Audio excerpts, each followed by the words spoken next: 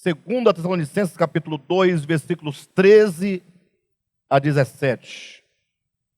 Diz assim: mas nós devemos sempre dar graças a Deus por vocês, irmãos amados pelo Senhor, porque desde o princípio Deus os escolheu para serem salvos mediante a obra santificadora do Espírito e a fé na verdade. Ele os chamou para isso por meio do nosso Evangelho, a fim de tomarem posse da glória de nosso Senhor Jesus Cristo. Portanto, irmãos, permaneçam firmes e apeguem-se às tradições que lhes foram ensinadas, quer de viva voz, quer por carta nossa. Que o próprio Senhor Jesus Cristo e Deus nosso Pai, que nos amou e nos deu eterna consolação e boa esperança pela graça, deem ânimo ao coração de vocês e os fortaleçam para fazerem sempre o bem, tanto em atos como em palavras.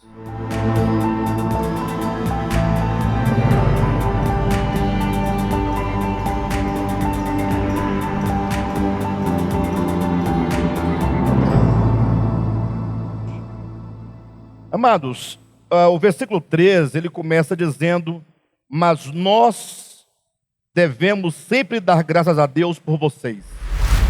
Bem, eu não sei aí onde os irmãos estão em casa, né? Aqui está uma chuva muito forte e o nosso local de reuniões, ele não tem nenhuma acústica. Então todo o som da chuva, não só da chuva, mas da chuva batendo sobre um telhado de zinco, então enche muito o local de reuniões e eu fico um pouco desconcentrado. Mas eu vou me esforçar para me concentrar, tá, amados? Queridos, vejam que o versículo 13, o apóstolo Paulo, na continuação da sua palavra, ele diz que nós quem? Nós, Paulo, Silvano e Timóteo. São esses três os que são os remetentes dessa carta, né? Então, Paulo, Timóteo e Silvano escrevem essa carta. Então, ele diz que esses três irmãos, Paulo, Timóteo e Silvano, davam graças a Deus pelos irmãos da igreja de Tessalônica.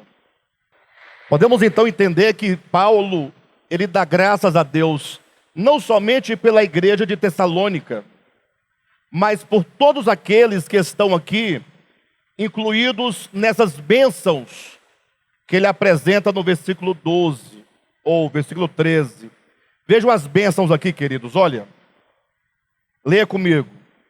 Mas nós devemos sempre dar graças a Deus por vocês, irmãos amados pelo Senhor, porque, primeiro, desde o princípio Deus os escolheu para serem salvos mediante a obra santificadora do Espírito e a fé na verdade. 2, versículo 14. Ele os chamou para isso por meio do nosso Evangelho. 3, a fim de tomarem posse da glória de nosso Senhor Jesus Cristo. Então nós temos aqui três bênçãos: a escolha do Senhor, o chamamento do Senhor e também, como diz o texto, o objetivo da nossa salvação, que é por fim tomarmos posse da glória do nosso Senhor. Então todos aqueles a quem o Senhor escolheu, aqueles a quem o Senhor chamou e aqueles a quem o Senhor escolheu e chamou para tomarem posse da glória do nosso Senhor Jesus Cristo.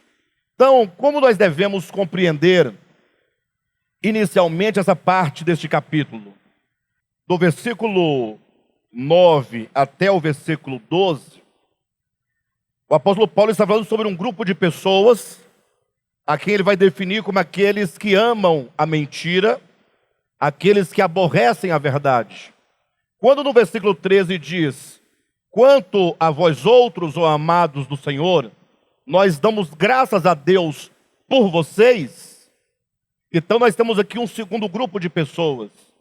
Então, numa leitura de um texto como este, é preciso que nós façamos esse jogo, olhando para o grupo daqueles que não amam a verdade, e olhando também para o grupo em oposição, que são aqueles a quem o Senhor escolheu, a quem o Senhor chamou, e escolheu e chamou para tomarem posse da glória de Jesus Cristo, e isso por meio da santificação do Espírito e fé na verdade. Então veja que novamente a questão da verdade é trazida à tona. Então eu queria que os irmãos neste momento pensassem comigo essa oposição desses dois grupos. E isso por uma razão muito simples. Me parece, pela Escritura, que a humanidade ela se divide exatamente a partir dessa perspectiva.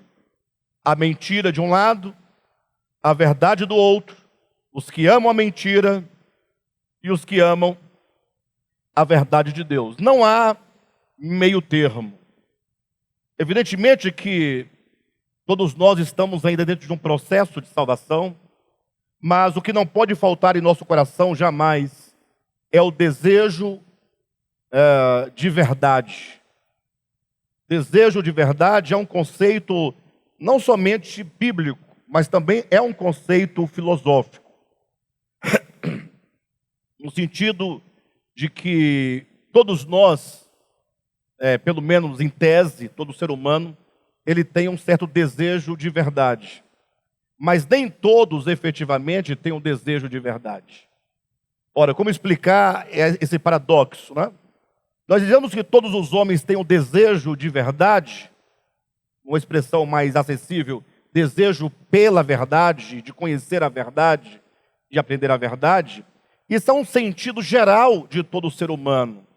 Porque o ser humano, na sua própria natureza, busca pela verdade.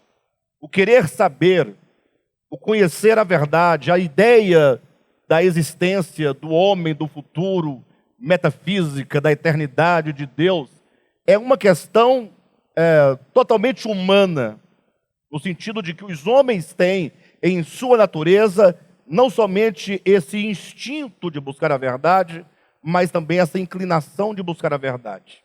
Nesse sentido, todo ser humano, porque é humano, tem o tal de desejo pela verdade, o desejo de verdade. Quem está me compreendendo? Entretanto, efetivamente, nem todos os seres humanos têm um desejo de verdade. Porque agora não é uma questão de um instinto ou de uma inclinação que é uma propriedade da natureza humana, mas é uma questão de coração, de determinação. Agora, esse desejo de verdade deve ser entendido como sendo um propósito que há no coração daqueles que determinaram e que decidiram que querem a verdade a todo custo.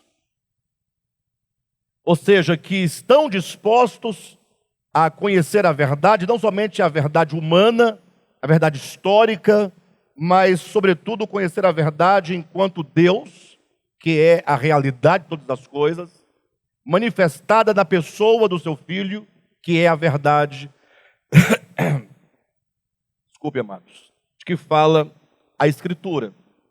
De todo modo, precisamos atentar para esses dois quadros e comparar com os nossos dias e refletir sobre os nossos dias. E hoje à tarde, antes de eu vir para o local de reuniões, pensando eu sobre essa mensagem, eu me recordei de que Friedrich Nietzsche, no finalzinho do século XIX, finalzinho do século XX, já para o início do século XXI, ou melhor, o contrário, né?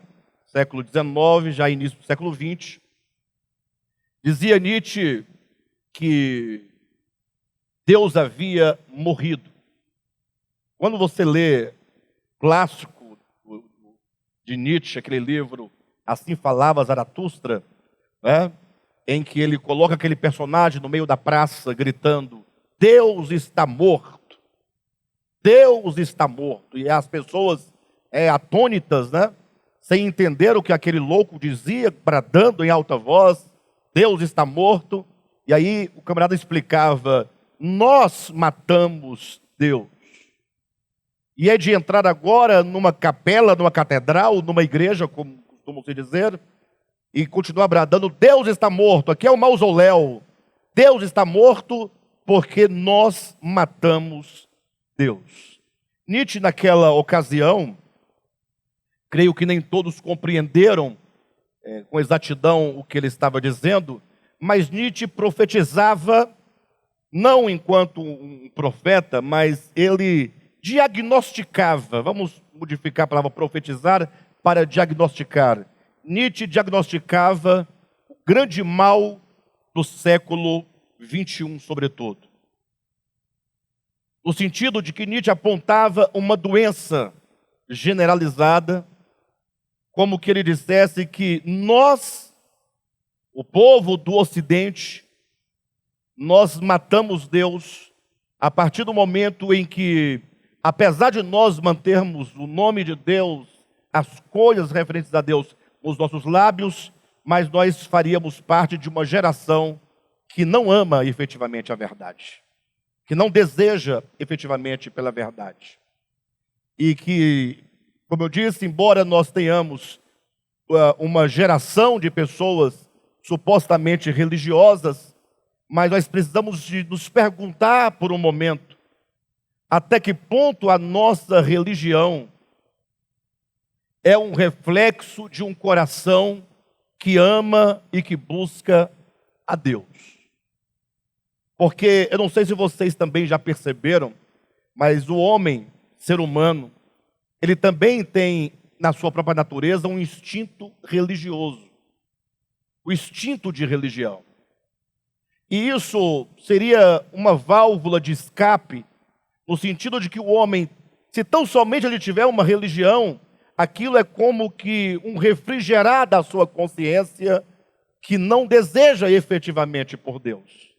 Ou seja, o homem precisa ter ali uma religião, ele precisa cumprir com os seus compromissos religiosos, para que isso lhe dê uma sensação de segurança espiritual, de segurança eterna. É como que ele dissesse: olha, eu não sou exatamente de viver para Deus, de conhecer a Deus, de me entregar a Deus, de mergulhar em Deus e de abrir mão de tudo aquilo que porventura me impede de ter uma experiência real com Deus, mas eu pelo menos tenho Deus enquanto ali um nicho sagrado que me dá uma pseudo-segurança de que eu estou com Deus. Esse é basicamente o reflexo da igreja de Laodiceia.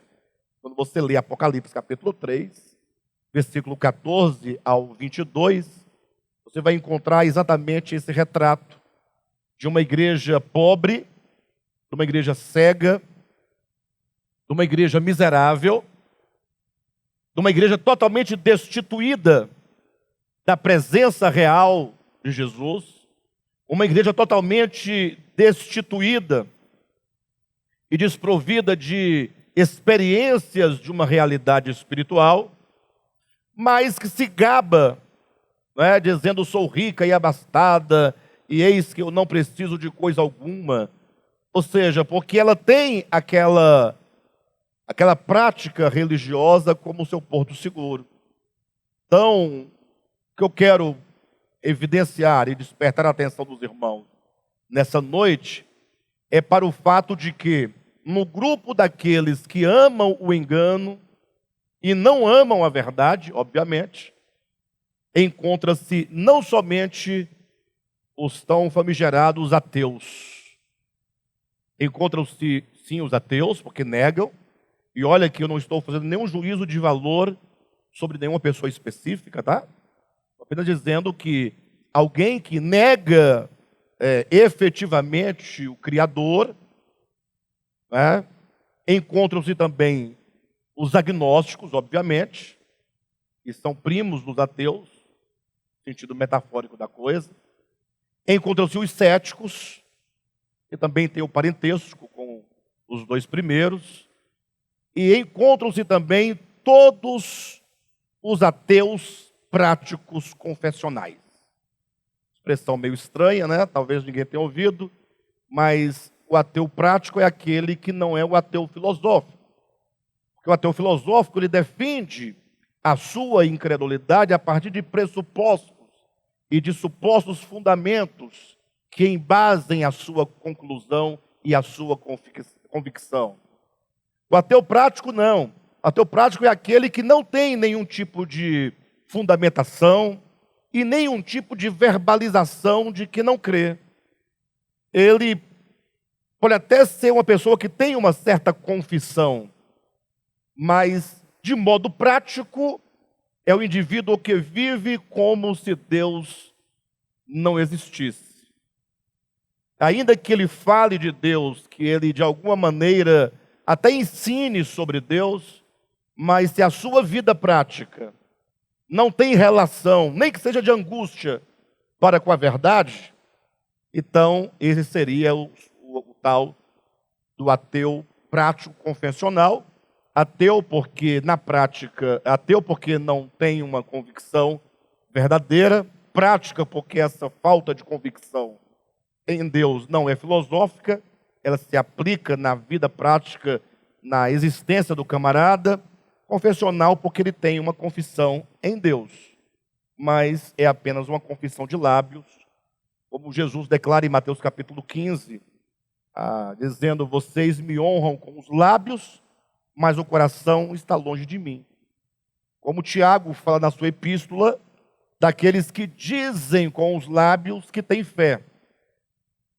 Entretanto, falta-lhes o poder e a virtude da fé para os impulsionar a uma vida prática em consonância com a sua fé. Ou seja, Tiago vai dizer daqueles que dizem ter uma fé, mas essa fé é uma fé morta e, consequentemente, não tem nenhum fruto. Então, o nosso interesse nessa advertência é que nós não devemos nos fiar no nosso instinto religioso. Nós não devemos nos fiar, não, eu sou cristão, não, eu sou crente, eu sou evangélico, eu sou isso, ou sou aquilo outro.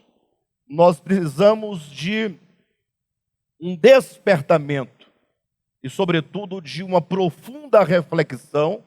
Isso é pessoal, cada um de si para consigo mesmo, no sentido de procurar se encontrar nesse momento tão dramático que nós estamos vivendo e nos posicionarmos nas fileiras, ainda que seja por um sentimento de profunda angústia, daqueles que têm o desejo de verdade e que amam a verdade, que aspiram pela verdade e que se esforçam e se esforçarão para poder caminhar cada dia mais na verdade de Deus.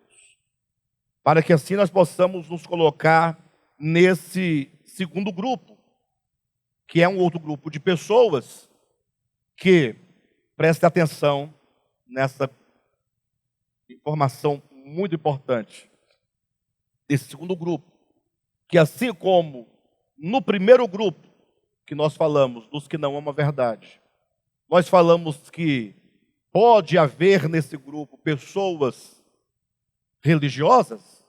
Falamos ou não falamos agora há pouco? Isso significa que nesse segundo grupo pode haver pessoas não religiosas. Quem está me entendendo?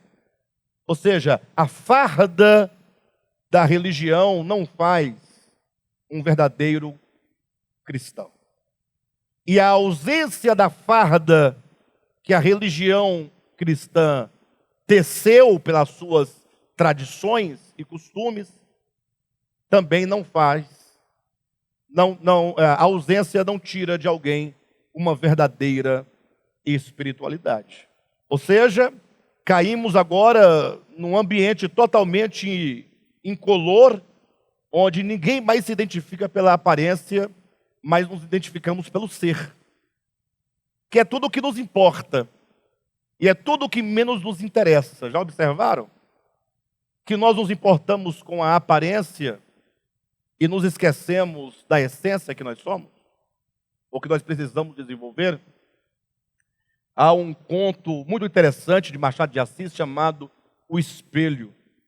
Vocês sabem que a figura do espelho, na mitologia, na literatura, é muito frequente, né? Você vai encontrar o espelho no conto da Branca de Neve, Os Sete Anões.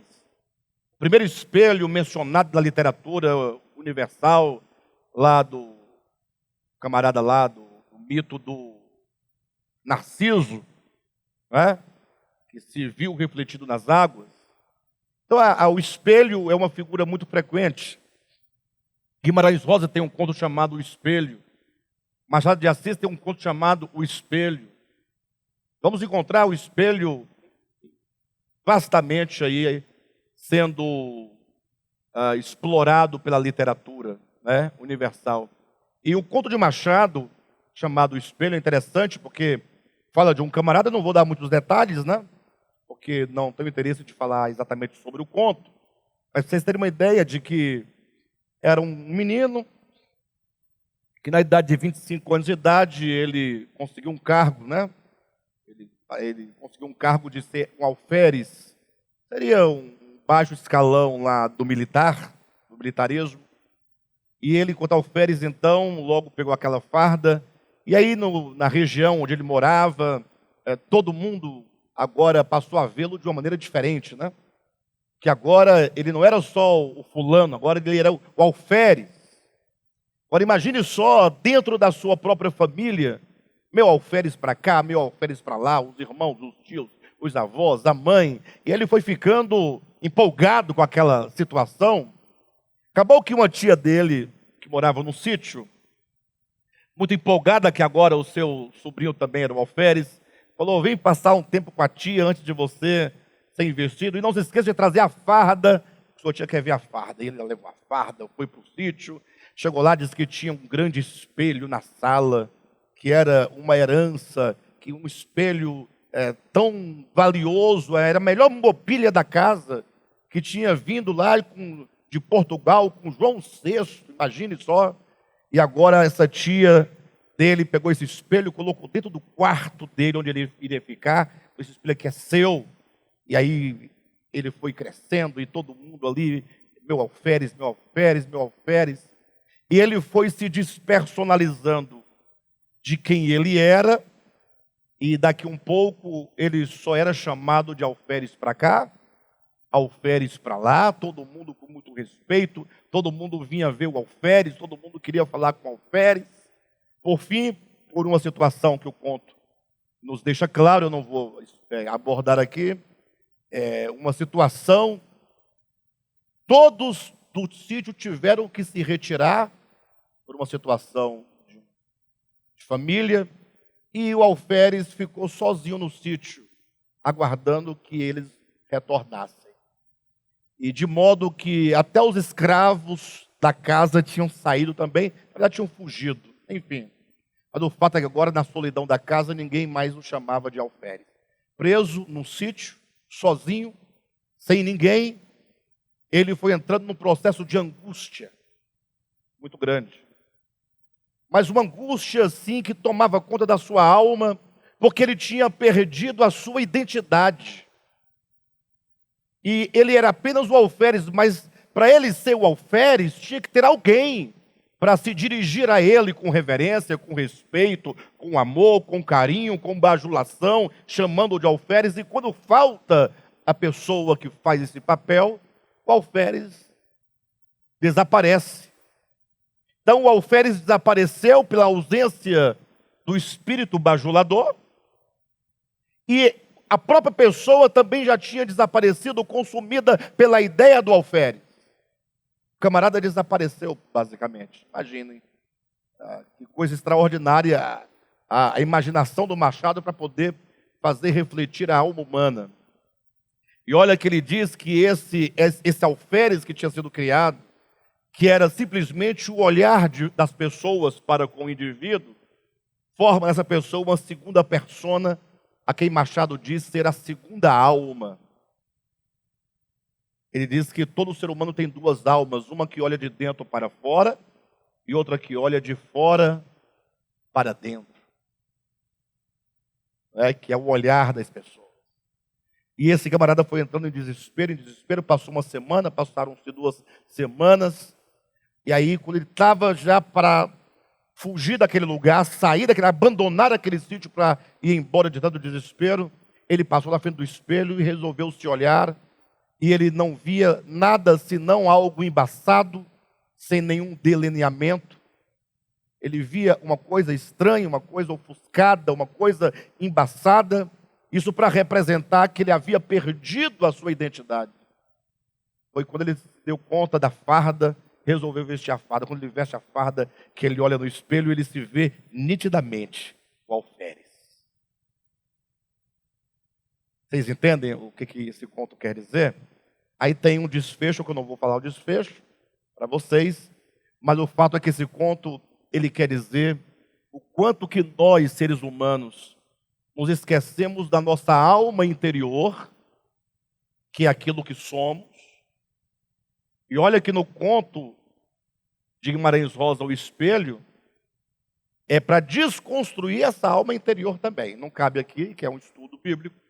Esses 2 contos, só para aguçar a vontade dos irmãos e a curiosidade e o desejo de estudar conosco, serão alvos, os 2 textos serão alvos de nossas leituras e exegeses aqui do nosso curso de leitura e hermenêutica filosófica. Viu, pessoal?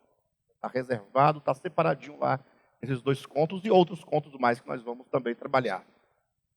Mas, de todo modo, eu quero trazer para vocês a questão de como nós nos esquecemos do nosso ser, damos pouca atenção para o que somos de fato e valorizamos a aparência. Não é? Não há ninguém mais orgulhoso do que o religioso. E tem mais, quanto mais sectária for a sua seita, mais orgulhoso ele é. Sobretudo aqueles que têm a sua igreja, e eles entendem que a sua igreja é a igreja verdadeira, em detrimento a qualquer outra igreja. Sobretudo a seita, aquela seita mesmo, que se identifica como sendo a resposta de Deus para a humanidade, o terceiro anjo, e coisas do tipo. De modo então que nós estamos dizendo, olha, não existe veste que faça um cristão, e nem ausência de veste religiosa que possa fazer de alguém uma pessoa não espiritual ou espiritualizada. Então, nós estamos dizendo, vamos olhar para dentro de nós. Nós precisamos entender claramente que nós fazemos parte ou devemos fazer parte daqueles que entendem que há um Deus criador de todas as coisas, que Ele próprio é a realidade de todas as coisas, que criou o homem com um propósito, que esse Deus se revela ao homem por meio do seu Filho Jesus, que é a verdade, e que agora todo o nosso alvo de existência é ir em busca no encalço da verdade. Você pode ganhar o mundo inteiro, mas se você não se voltar para a verdade em fé e em amor, tudo que nós tivermos feito aqui na terra perderá o sentido. Mas vamos aqui, como que Paulo se dirige a esse grupo de pessoas que amam a verdade. É desses que nós queremos falar. Já falamos muito nas mensagens anteriores sobre os que não amam a verdade. Chegou o momento de falar um pouco sobre os que amam. Acompanhe comigo no versículo 13, quando diz assim, mas nós devemos sempre dar graças a Deus por vós, irmãos amados pelo Senhor, porque desde o princípio Deus os escolheu para serem salvos. Vamos até aqui, né?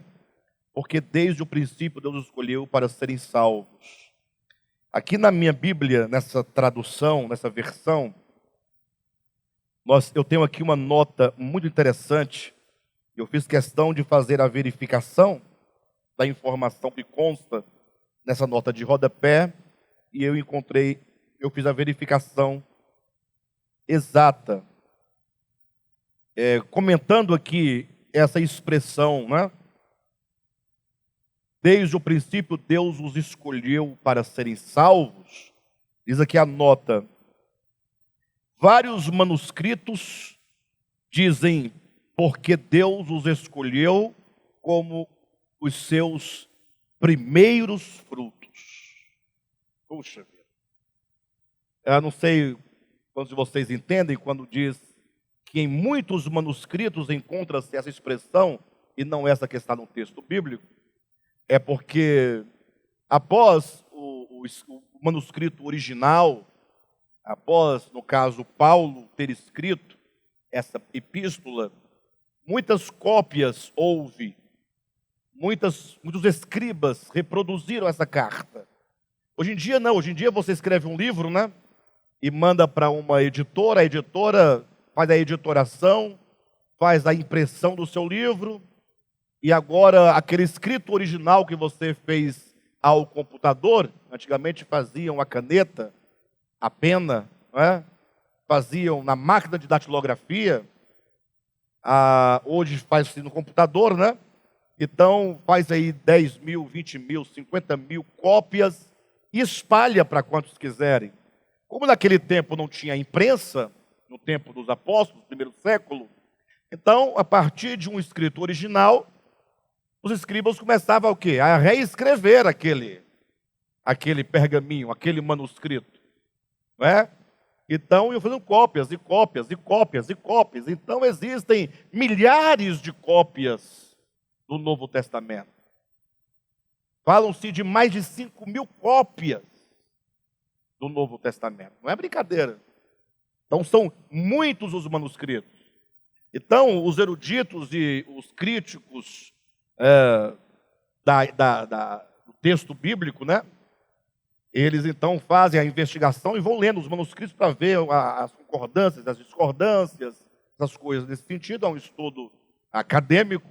Então, eles chegaram, no estudo dessa epístola, a encontrar que em muitos manuscritos, não em somente um, mas em muitos manuscritos, quando chega no versículo 13, que diz que Deus os escolheu para serem salvos, encontrou-se a expressão, porque Deus os escolheu como os seus primeiros frutos, o que está em plena harmonia com o texto de Tiago, capítulo 1, que diz que nós somos as primícias de Deus, que está em pleno acordo com o texto lá de Hebreus, capítulo 12, salvo engano, o capítulo 13, que diz que nós somos a igreja dos primogênitos. Ou seja, o que é de fato a igreja, irmãos? Olhem para mim, em nome de Jesus. A igreja não é um grupo de salvos em detrimento aos perdidos. Esse foi o grande equívoco do povo de Israel. Leia a história do povo de Israel. Quando Deus escolhe Abraão, e Deus faz uma aliança com Abraão, depois faz uma aliança com Isaac, depois com Jacó, no sentido de que a aliança que ele faz não é somente com Abraão, mas é com toda a sua descendência. Quando Deus escolhe Abraão para que Abraão fosse a semente de uma nação, a pergunta é: qual era a intenção de Deus de ter uma nação santa sobre a terra? Deus é claro quando diz: eu farei de vocês um reino de sacerdotes. Ou seja, era um povo que, como diz Paulo na linguagem neotestamentária, seria o oráculo divino, um povo que, como um vaso, iria conter a revelação da verdade de Deus possível naquele tempo, que teria ali a compreensão mínima acerca de Deus e da sua obra de salvação. E esse povo, enquanto um reino de sacerdotes, deveria ser um povo que levaria às outras nações a verdade acerca de Deus. O povo de Israel é separado, é escolhido por Deus como um primeiro fruto, como uma primícia. mas no sentido de que a partir de Israel, voltemos agora à promessa de Deus a Abraão, todas as nações da terra seriam abençoadas. E falar disso hoje só é estranho para a maioria dos cristãos. Sabiam disso? Ou melhor, sobretudo para essa linha de calvinismo, né? Porque eles entendem que Deus elege um em detrimento de outro, para salvação e perdição.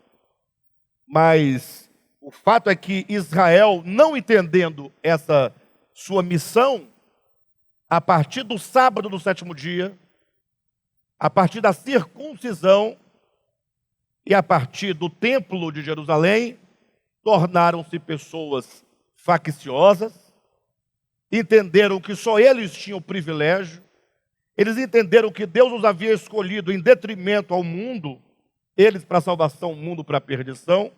Por isso eles fracassaram não somente enquanto missão, mas fracassaram no próprio reconhecimento do Messias. Israel não entendeu o seu propósito.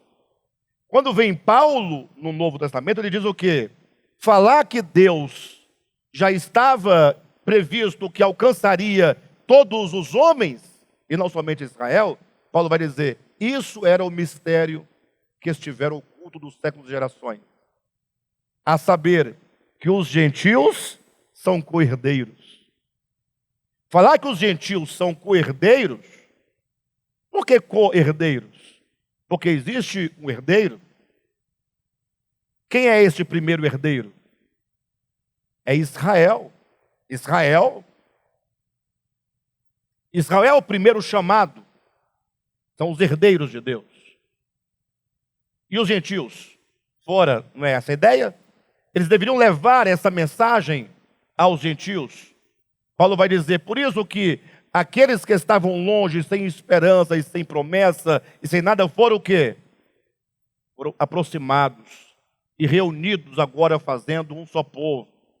É a ideia que Paulo fala em Romanos capítulo 11, quando ele vai dizer que se a raiz é santa, os ramos também serão santos. A raiz é Abraão, Isaque e Jacó.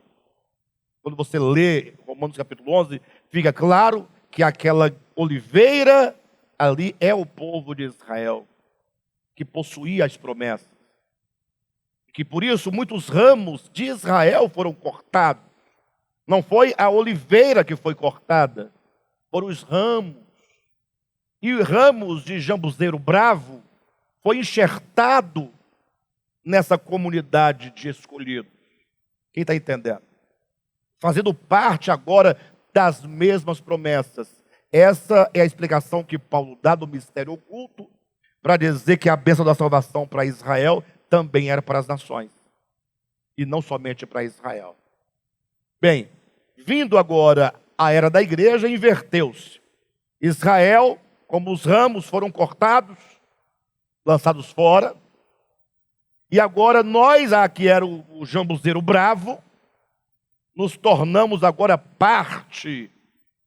A igreja agora está nessa grande oliveira da promessa que Deus fizera a Abraão, Gálatas 3,14, para que a promessa de Abraão chegasse até os gentios por meio da fé, a saber, o Espírito prometido. Aí vem agora a igreja. E agora a igreja deveria se entender como sendo os primeiros frutos, como era Israel. A igreja deveria agora se entender como a igreja de primeiros, de primogênitos. Não com orgulho de condenar todo mundo, não. É se entender como um reino de sacerdotes. E a igreja cometeu o mesmo erro de Israel e comete até hoje o mesmo erro de Israel de julgar-se e considerar-se aqueles que são salvos em detrimento aos que são perdidos. E na verdade a igreja é a noiva, é a colaboradora do noivo. A igreja é o corpo do Cristo, porque é por meio dela que o Cristo deve trabalhar em prol da sua criação e portanto, das nações para a qual ele veio, para os homens, para a humanidade. Mas a igreja perdeu a sua identidade, não viu a sua função, não consegue se encontrar mais, senão como uma coisa estranha, arrogante, blasfema, que se entende que são os únicos salvos. Daí o texto de Paulo, quando ele diz que Deus os escolheu, essa escolha é uma escolha de missão. Não é uma escolha de salvação em detrimento à perdição de outros. Ou seja, nós somos escolhidos para a salvação, lógico. Mas a escolha é sobretudo para nos fazer o meio divino, o meio material e histórico divino, por meio do qual o evangelho deve ser pregado e anunciado a todas as pessoas. Por isso que ele diz, vós sois a luz do mundo. É uma igreja que tem que brilhar e resplandecer para iluminar. Vós sois o sal da terra. É uma igreja que tem que ser em natureza para que o mundo seja de alguma maneira afetado e conservado e influenciado e temperado por meio da igreja. Quem está entendendo claramente? Por isso que Paulo, em Romanos capítulo 9, ele vai usar, quando ele fala sobre os eleitos, os escolhidos, ele falando sobre a soberania de Deus, ele fala que Deus pode fazer um vaso para honra e outro vaso para desonra. Por que Paulo usa a metáfora do vaso de honra e do vaso de desonra? Por quê? Nós temos que tomar muito cuidado quando lemos, não só a Bíblia, sobretudo a Bíblia, porque as metáforas, elas passam sem que nós as percebamos, nós atropelamos as metáforas. Ninguém se pergunta por que ele usa vasos de honra e vasos de desonra. Ora, o vaso está para a sua utilidade. Então, a igreja são os vasos, no sentido de que ela tem uma utilidade para Deus. É a missão para a qual ela é chamada. Ou seja, todos os demais vasos são vasos comuns. Mas nós somos vasos de honra. Lembra que Paulo vai dizer isso também a Timóteo? Que numa casa, não é, tem vasos de honra, vasos de desonra. E para você se tornar um vaso de honra, você precisa de se santificar e etc. Então, numa casa, na sua casa, tem vaso de honra e tem vaso de desonra. Nem precisa falar mais. Mas cada um tem a sua utilidade.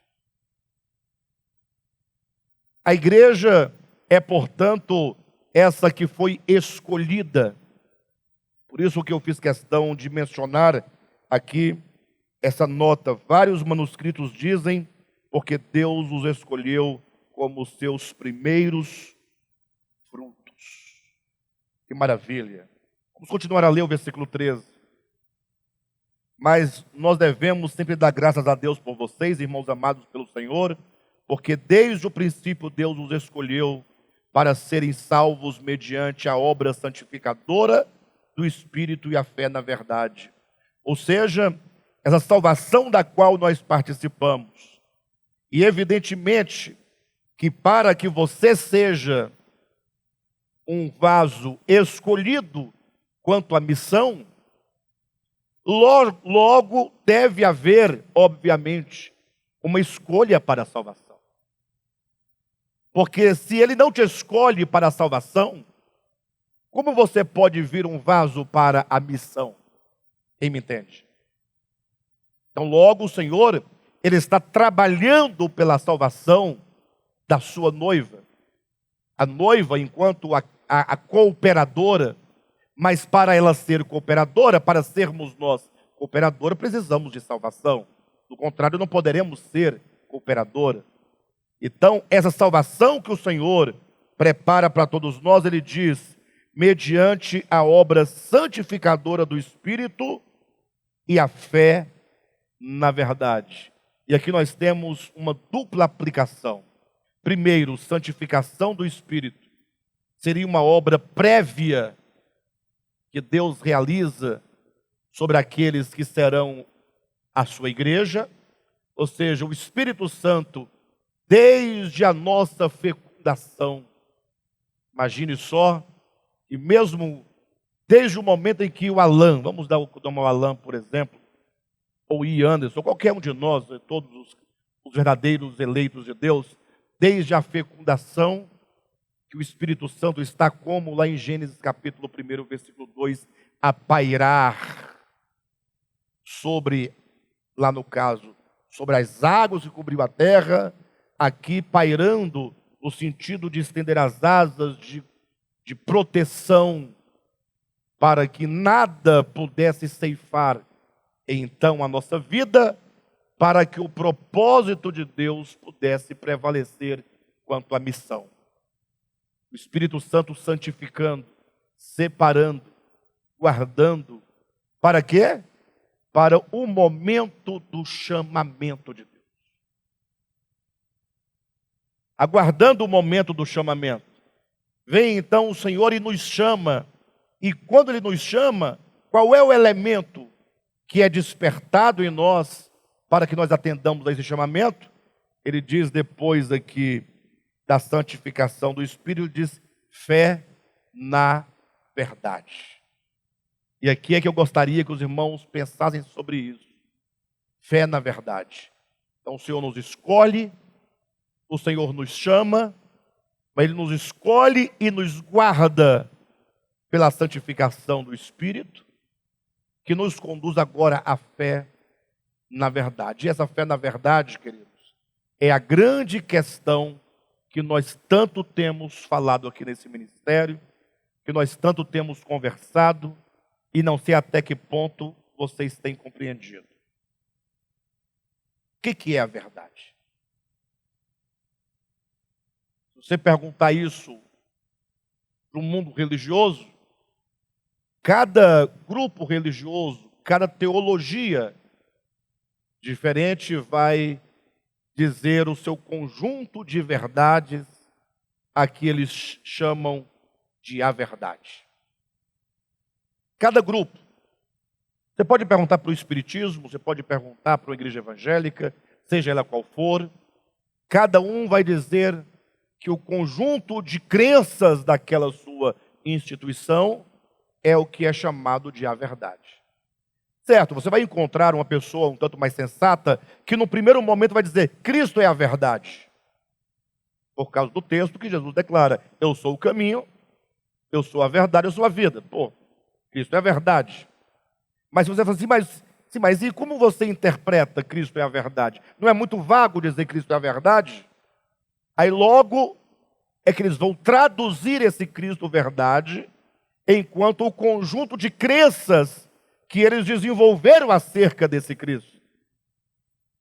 Por exemplo, vai incluir nesse conjunto de verdades, um exemplo prático, a ideia do arrebatamento. A ideia do dom de línguas. A ideia da guarda do sábado. A ideia do uso do véu. A ideia da ceia do Senhor, a ideia do batismo. Vocês estão entendendo? Ou seja, eles pegam o Cristo de Deus, que é a verdade. Jesus disse, eu sou o caminho, eu sou a verdade. Mas assim, o que significa esse Cristo ser a verdade? Aí eles vão traduzir isso num conjunto de dogmas da sua respectiva denominação ou religião. O que é certamente um erro flagrante, né? Por quê? Porque diante disso você não sabe onde está a verdade mais. Aí você tem que acreditar que a sua seita fala a verdade. E as outras mentem. E o outro da seita tem que acreditar que a seita dele fala a verdade. E as outras mentem. Que só aquele grupo sabe ler a Bíblia corretamente, ninguém mais sabe. Que só aquele grupo teve a revelação especial da Bíblia, ninguém mais teve. Quem está entendendo? Alguém fala assim, o Devap não é assim? Não, não é mesmo. A verdade é Cristo. E como essa verdade se traduz de modo prático? Tudo o que Cristo viveu, tudo o que Ele ensinou, sem nenhum malabarismo teológico. O que é o malabarismo teológico? É o jogo que você vai fazendo para adaptar a Bíblia àquilo em que você crê. Quer ver uma coisa? Simples. Você vai encontrar, por exemplo, tem uma rádio aqui, eu não vou me recordar o número da rádio, agora também não me recordo nem o nome da rádio, é uma rádio gospel, evangélica. Salvo engano, todo dia ali na segunda a sexta tem um debate entre pastores, vários convidados. Você pode pegar também aquele programa de televisão da TV Hit, aquele programa Vejam Só, também tem debates também. Salvo engano, a rádio é Melodia. O nome da rádio é Melodia. Aí eu, de vez em quando, eu vejo um tema interessante, deixa eu ver o que eles estão debatendo aqui. 2 pastores, 2 filhos de Deus, 2 homens de Deus, pessoas sinceras, leitores da Bíblia, ama Jesus Cristo, ama os irmãos, ama a igreja, crente normal, igual a mim e a você. Aí vamos ouvi-los debater. Aí eles debatem um tema, por exemplo, eleição, predestinação, calvinismo, arminianismo, arrebatamento e não arrebatamento. Está entendendo? Não. Aí você vê cada um defendendo o seu ponto de vista a partir da mesma Bíblia. Às vezes você dá mais razão para um, às vezes dá mais razão para o outro.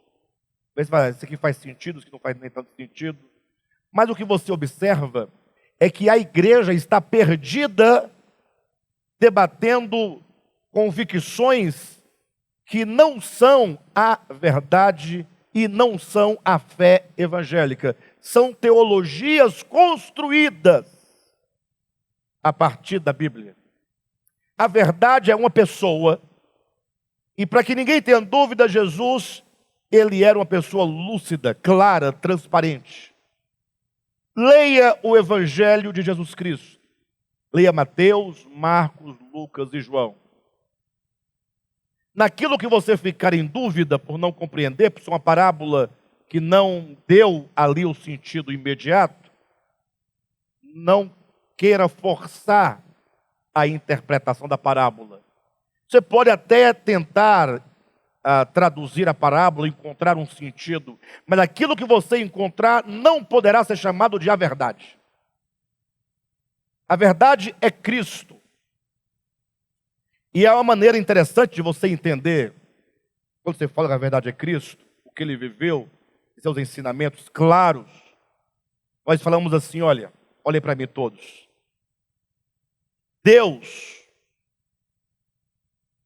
aquele que ninguém jamais viu, nem é capaz de ver, que habita em luz inacessível, habita, como é que o texto fala? Que olho algum jamais viu, nem é capaz de ver, e que habita em luz inacessível. Vamos parar por aqui, pensando só nisso aqui. O que fazer agora? Esse Deus, ninguém viu. Moisés viu? Eu estou falando de 1 Timóteo, capítulo 6. Salvo engano, versículo 16. Aquele que habita em luz, vamos por ordem, né? Onde é que ele habita? Quem é que consegue ir lá? Ninguém tem acesso a ele. É distante. O Deus que habita em luz, onde é que ele habita? Em luz. É esse que você serve? É esse que você ama? Sim ou não? É lógico, não é? Só tem esse. Não tem outro Deus. Só que o problema é que ele habita em luz o quê? Tá. E que olho ou homem algum jamais viu. Calma. Jamais viu. Moisés viu. Daniel viu. Jeremias. Não. Nem Isaías. Nem Isaías viu. E nem é capaz de ver. E nem é capaz de ver. Então ninguém, primeiro, ele habita tão longe, mas tão longe, que esse lugar é inacessível. Ninguém viu e ninguém é capaz de ver. É o Deus eterno. Como é que eu posso saber sobre ele? É porque ele falou com Moisés. Não. Aí diz que ninguém viu, nem é capaz de ver, habita em luz inacessível. Mas está escrito lá que Moisés viu as costas de Deus. Para de bobagem. Para de bobagem. Todas aquelas visões no Antigo Testamento eram meras visões. Epifania. Êxtases. Intuições espirituais. Inspirações. Eles não viram nada. Agora, o Espírito de Deus nos inspirou, certo? Mas eles viram, só que eles não viram a Deus. Eles tiveram uma impressão de Deus, um êxtase, uma tomada de sentido, para ver, entender alguma coisa, mas nenhum olho ou homem jamais viu, está escrito aí na sua Bíblia, nem é capaz de ver. Como é que a gente vai saber sobre ele? O que Moisés diz sobre ele não é confiável. Moisés viu? Não. Não, Moisés. Mas eu estive lá no monte e tal, mas você viu? Não, não dá. Não dá, Moisés. Mas não vai confiar em Moisés, vai confiar em quem? Calma.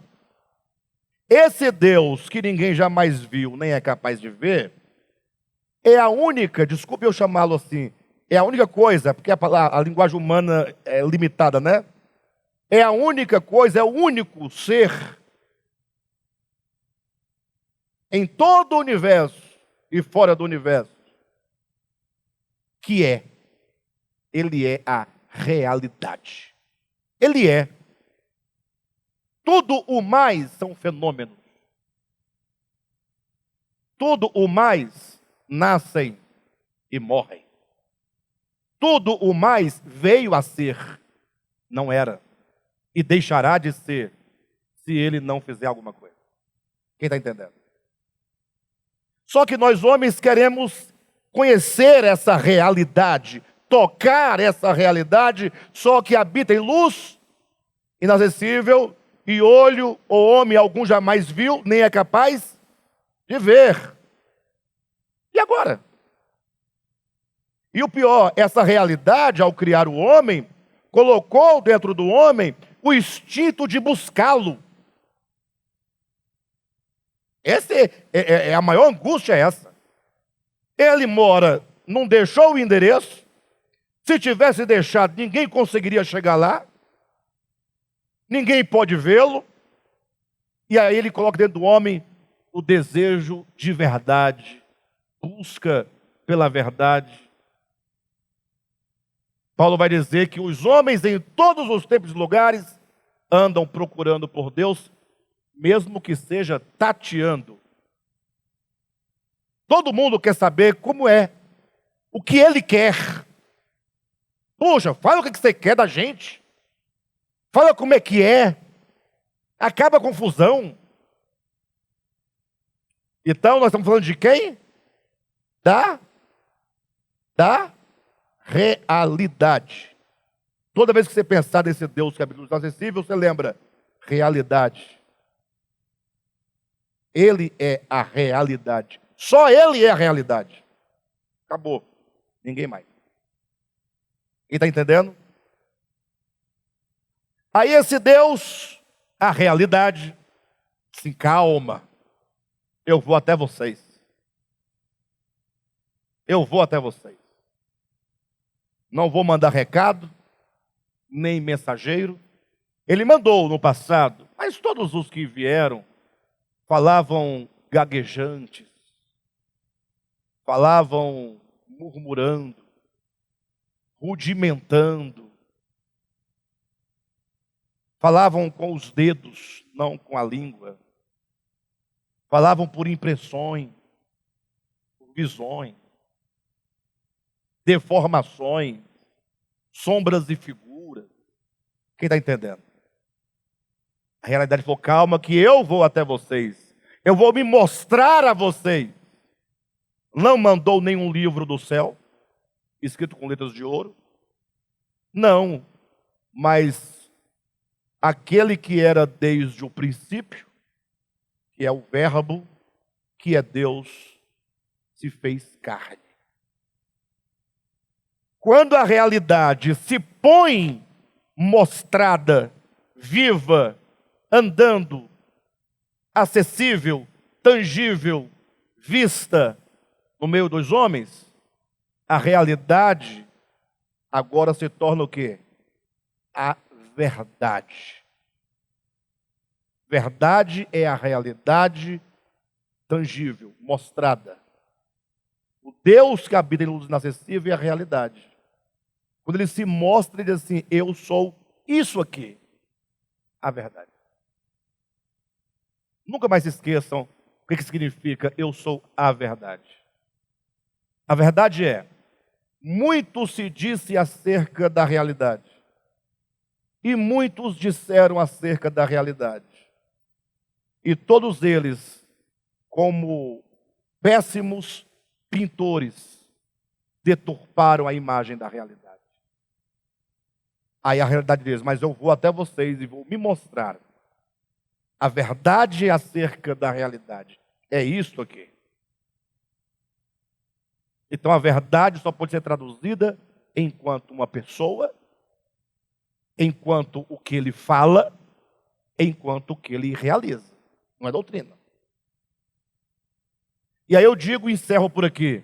Leiam Mateus, Marcos, Lucas e João, a despeito de toda deficiência que o texto, porque é texto, possui. Se você acha que Mateus, Marcos, Lucas e João é uma coisa que você está muito distante, não. Isso aí derrubou foi muito a verdade.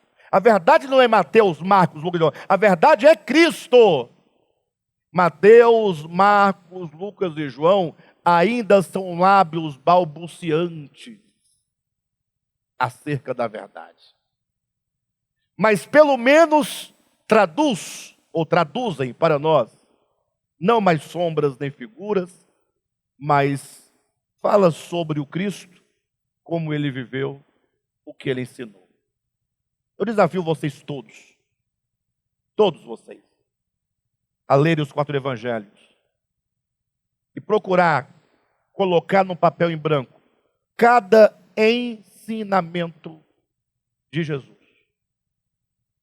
Ensinamento.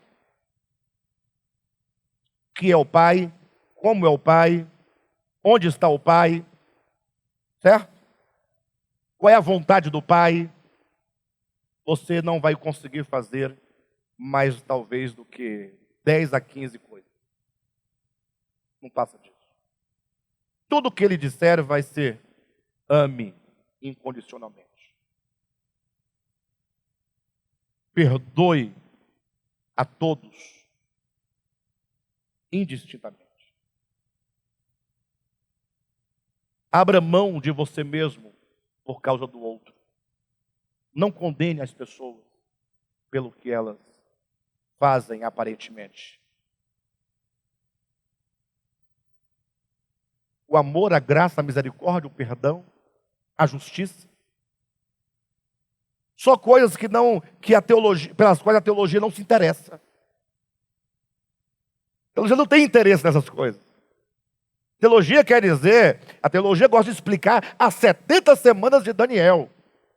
E eu sou, como é que fala?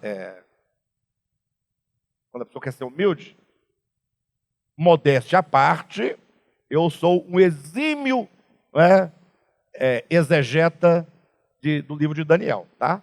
De Apocalipse também. Mas Jesus não se preocupou com essas coisas. Quem está me entendendo? Ele é a verdade. Jesus é a verdade. Tão simples assim. Ah, mas a Bíblia é mais complexa. Ué. Mas quando você passar a ler a Escritura, procurando sempre encontrar Jesus em todo lugar, onde tiver Jesus ali, é aqui. E onde exceder um pouquinho, são os homens. Mas mesmo no Novo Testamento, é a mesma coisa.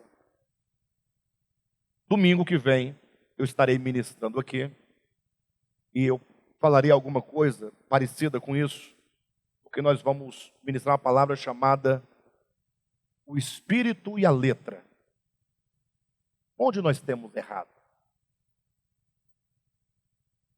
Porque por mais sinceros e amantes da verdade que nós sejamos, nós podemos cometer alguns erros que outros no passado já cometeram. E nós não nos damos conta que na nossa ânsia pela verdade, podemos estar deixando passar aquilo que é simples, básico e essencial.